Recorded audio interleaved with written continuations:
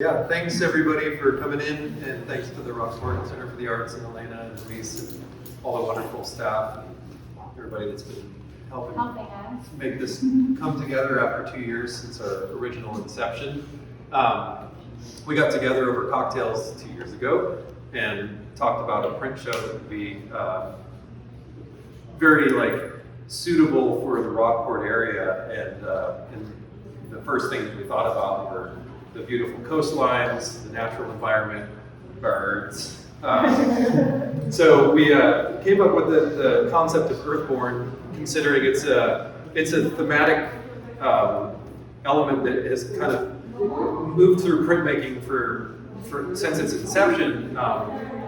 And so we started reaching out to artists that we know personally. We've got a number of TAMU CC faculty, staff, and former graduate students here, alumni, as well as reaching out to professors, working artists, some graduate students working around the country that were doing imagery that dealt with the natural world. And so that's how Earthborn was created, and we're happy to answer any questions throughout the exhibition. We realize that printmaking is kind of a foreign medium to a lot of people. We've kind of got a wide array of examples of really the big four. We've got a lot of etchings, we've got lithographs, we've got relief prints, we've got screen prints, there's monoprints, there's mixed media work. So part of being a printmaker is the detective work that goes into figuring out how something was made. So if we don't know, we'll make something up, but we'll definitely lead you in the right direction.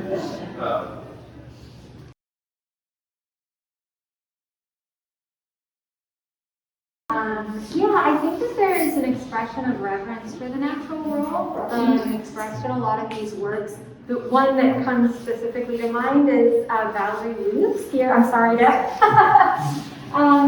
And even Annalise Bertovich's. A lot of her work deals with, her own ancestry and the relationship that plants have played in her own family history. So I think that there is a deep connection to elements of the natural world. I'm a little bit biased. I'm a plant lover, and so I tend to gravitate more toward, plant life, the vegetal. But I'm sure you have something that you've noticed.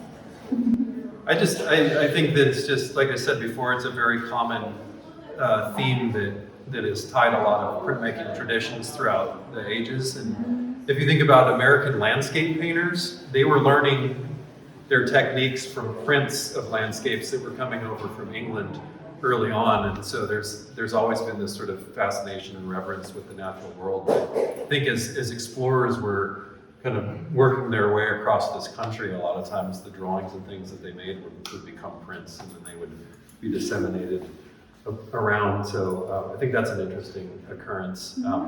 But yeah, when we were coming up with a list of artists, we didn't have to stretch too far to think about people that were working specifically with elements of nature. And I think that was part of the thought process is coming up with a show that was a little bit more thematic than it was broad.